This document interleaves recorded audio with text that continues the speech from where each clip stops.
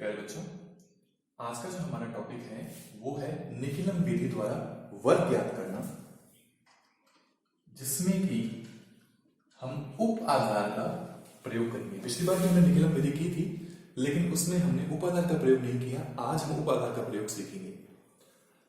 जैसे मान लीजिए हमारे सामने एक संख्या है 23। 23 का हमको वर्ग ज्ञात करना है। 23 का वर्ग ज्ञात करने के लिए मैंने आपको पिछली बार भी उदाहरण दिया था। उस उदाहरण में मैंने बोला था आपको कि आप कल्पना कीजिए कि आप 23 रुपए किसी दुकानदार को दे रहे हैं। तो 23 रुपए जब आप किसी दुकानदार को दे रहे हैं तो आप उसको 10-10 के 2 नोट देंगे और 3 रुपए उसे खुले देंगे। इस हिसाब से अगर मैं आधार की बात करें, मैंने आपको पिछली बार ही बताया था, आधार हम केवल इन्हीं संख्याओं में से किसी एक संख्या को ले सकते हैं। इसलिए मैंने आपको बोला कि दुकानदार को देते समय हम एक काल्पनिक परिस्थिति है कि हमने उसे 10-10 के 2 नोट दिए और 3 रुपए उसे खुले दिए। तो आधार यहां कितना हो जाएगा? 10। इनमें से कौन सा नोट हमारे उदाहरण में सटीक बैठता है, फिट बैठता है? तो वह 10 का नोट। इसलिए मैंने बोला कि 10 के 2 नोट उस दुकानदार को देंगे और 3 रुपए उसे खुले देंगे। तो आधार कितना हो जाएगा? 10। विचलन, पिछली बार भी मैंने आपको बताया था, यहां जो खुले पैसे का जो मेरा संदर्भ था वो विचलन से है। विचलन से कितने दिया हमने? 3। अब एक बात आती है उप आधार। तो इस प्रश्न में उप आधार कितना हो जाएगा? याद कीजिए, हमारे जो उदाहरण है, हमने जो उदाहरण लिया उसमें दुकानदार को 10-10 के हमने कितने नोट दिए? 2 नोट। तो इसलिए उप आधार कितना हो जाएगा? 2। अब जैसे कि हमको 23 का वर्ग ज्ञात करना है, तो पिछली बार आपको सिखाया था गुणा में आप 2 पक्ष बनाइए।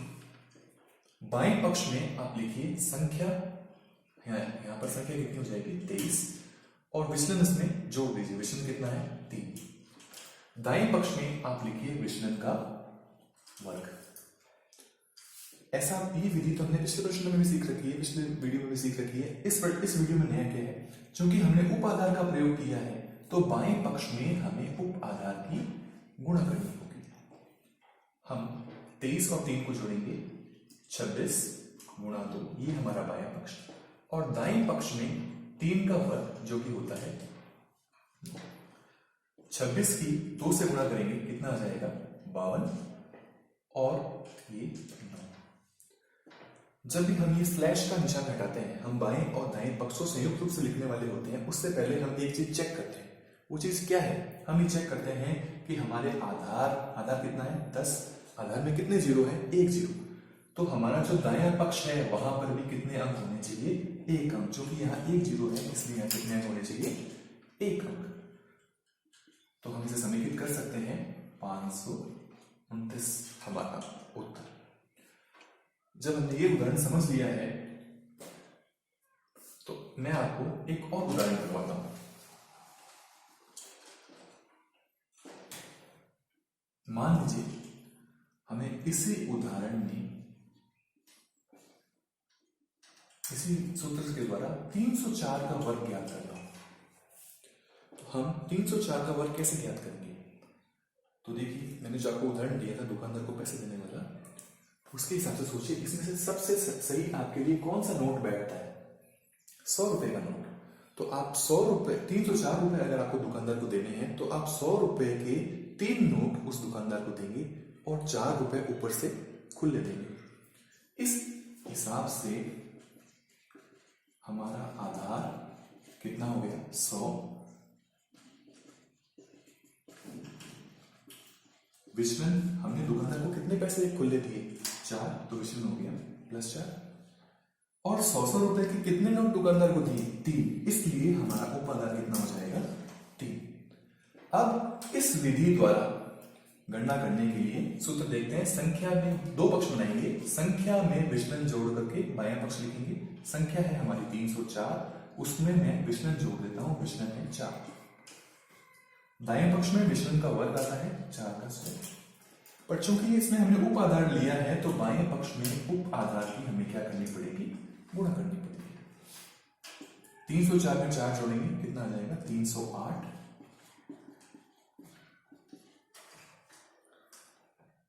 308 के 3 से गुणा करेंगे 924 और 16। अब हम बाएं और दाएं पक्ष को समेकित करने वाले हैं। समेकित करने से पहले हमेशा की तरह इस बार भी हम चेक करेंगे हमारे दाएं पक्ष में कितने अंक हैं 2 और हमारे आधार में कितने जीरो हैं 2। इसका मतलब हम इन्हें समेकित कर सकते हैं। समेकित करने पर हमें उत्तर मिल जाएगा 92416। ये हमारे दो उदाहरण हैं निखिलम विधि द्वारा वर्ग ज्ञात करना उपाधार का प्रयोग करके। आपने एक बार ध्यान दी होगी ऊपर वाले प्रश्न में और नीचे वाले प्रश्न में दोनों में हमने +4 लिए। अब मैं आपको दो उदाहरण और करवाने वाला हूं इसी कड़ी में। मान लीजिए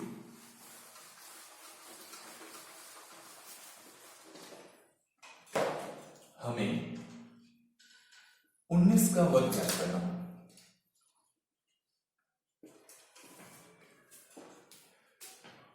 तो फिर से आधार, उप आधार और विचलन को समझने के लिए मैंने जो आपको उदाहरण दिया है दुकानदार को पैसे देने वाला, इसी की सहायता से हम समझते हैं। 19 रुपए आपको किसी दुकानदार को देने हैं, तो दुकानदार को 19 रुपए देने के लिए इसमें से सबसे सही कौन सा नोट रहेगा? 10 का नोट। अब आप दुकानदार को कल्पना कीजिए कि आपने 10 के दो नोट दिए, लेकिन आपको तो दुकानदार को 19 रुपए देने थे। तो वो क्या करेगा? वो अपने गले में से 1 रुपए का सिक्का निकाल करके आपको वापस रिटर्न कर देगा, आपको वापस दे देगा। तो इस उदाहरण के हिसाब से आधार, उपाधार और विचलन 10 का नोट आपने प्रयोग किया इसलिए आधार 10, 2 10 के नोट प्रयोग किए इसलिए उपाधार 2।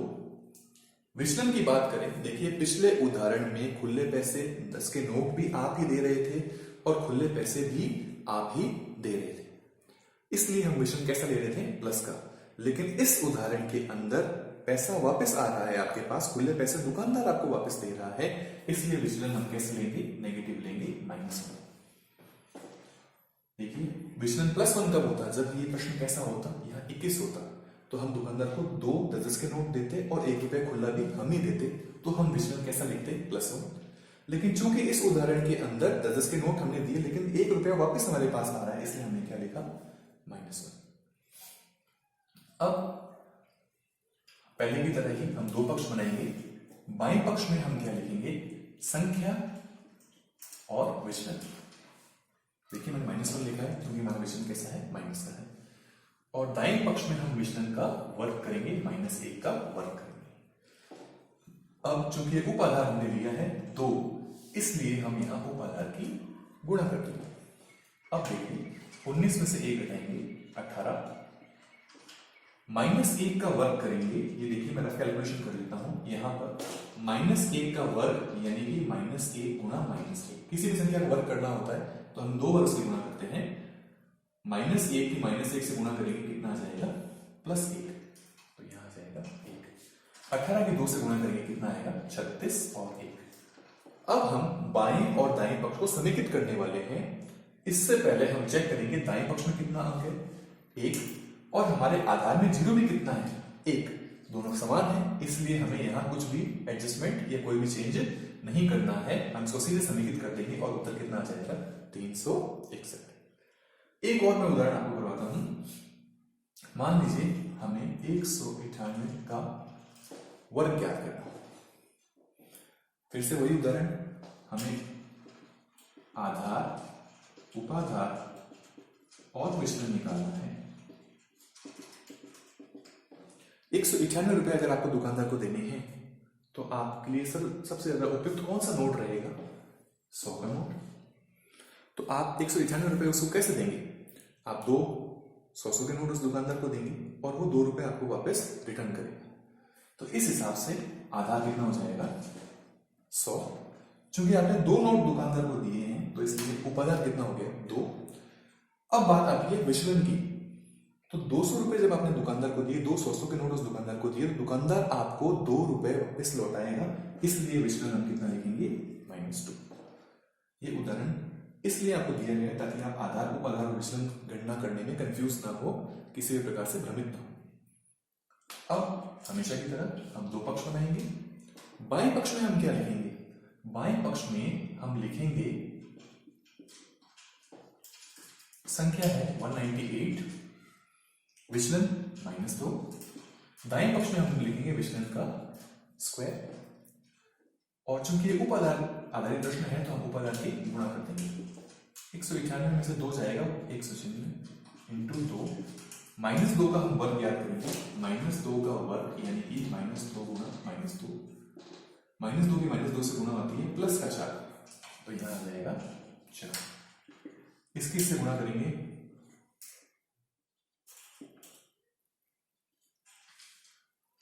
और 4।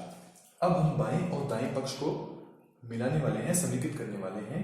तो समेकित करने से पूर्व हमेशा की भांति इस बार भी हम चेक करेंगे दाएं पक्ष में कितने अंक है, 1 अंक है, जबकि हमने जो आधार लिया है उसमें कितने जीरो हैं, 2 जीरो है। इसका मतलब यहां 2 अंक होने चाहिए, इसलिए इस 4 की जगह हम क्या लिखेंगे, 0 4। यहां 2 अंक है तो यहां पर भी 2 अंक होने चाहिए, 2 जीरो है, इसलिए यहां पर 2 अंक होने चाहिए। अब हम समेकित करते हैं तो उत्तर कितना आ जाएगा। ये थी निखिलम विधि द्वारा वर्ग ज्ञात करना उप आधार का प्रयोग करके। धन्यवाद।